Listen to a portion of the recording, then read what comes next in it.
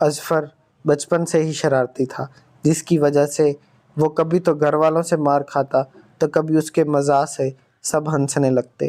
بڑوں کی دیکھا دیکھی اس کم سن کا بھی رجحان موبائل کی طرف بڑھنے لگا۔ کچھ عرصے بعد بھاری بھرکم کتابوں سے بھرے بستے کا بوجھ اس کے کندھوں پر لاد دیا گیا۔ پہلے پہل تو اس نے اسکول جانے کے لیے کافی تنگ کیا، لیکن بعد میں اسکول کے سفر اور دوستوں کے ساتھ خوشگپیوں سے لطف اندوز ہونے لگا۔ وہ روزانہ انگریزی، اردو، ریاضی، اسلامیات اور واقفیت عامہ کی کتابوں اور تمام مضامین کی کاپیوں سے بھرا بستہ کمر پر لاد کر اسکول کی جانب روانہ ہوتا۔ گھر سے نکلتے ہی بینچوں پر شفقت سے ہاتھ پھیرتا ہوا جاتا اور رستے سے ایک ہم جماعت کو ساتھ لیے اسکول کی جانب گامزن ہو جاتا۔ اظفر راستے میں جھگیوں کے پاس سے ہو کر گزرتا اور روزانہ بہت سی چیزیں نوٹ کرتا۔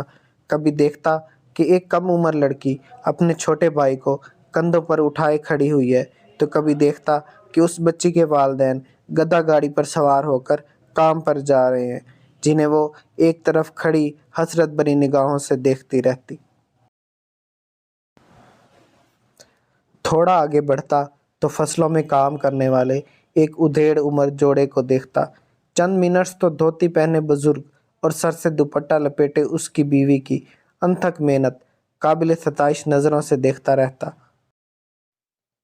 پھر وہاں موجود ایک کتے کے بھونکنے پر اسکول کی جانب دوڑ لگا دیتا اور اس کے بعد اس کے قدم اسکول کی دہلیز پر پہنچ کر ہی رکتے۔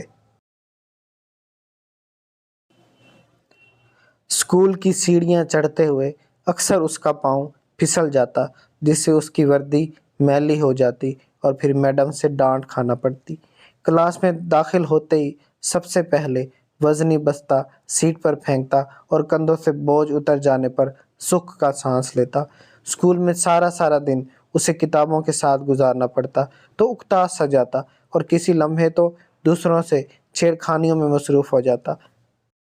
وہ اس بھاری بھرکم بوجھ کا مقصد سمجھ نہیں پا رہا تھا، لیکن اس کے ارد گرد موجود تمام لوگوں کی تلقین میں صرف اور صرف بستے پر ہی زور دیا جاتا۔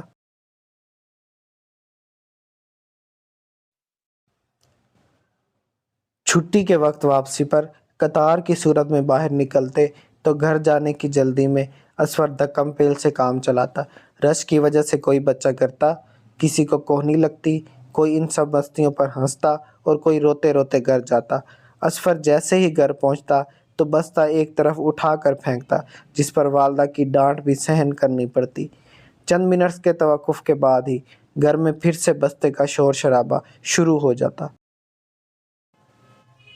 بظاہر تو اظفر ہنسی خوشی اسکول جانے لگا تھا، لیکن در حقیقت وہ بستے کے بوجھ تلے دبایا جا رہا تھا۔ تو ناظرین، یہ کہانی آپ کو کیسی لگی ہمیں کامنٹ سیکشن میں بتائیں۔ اس چینل کو سبسکرائب کریں اور اس ویڈیو کو زیادہ سے زیادہ دوستوں میں شیئر کریں۔ شکریہ۔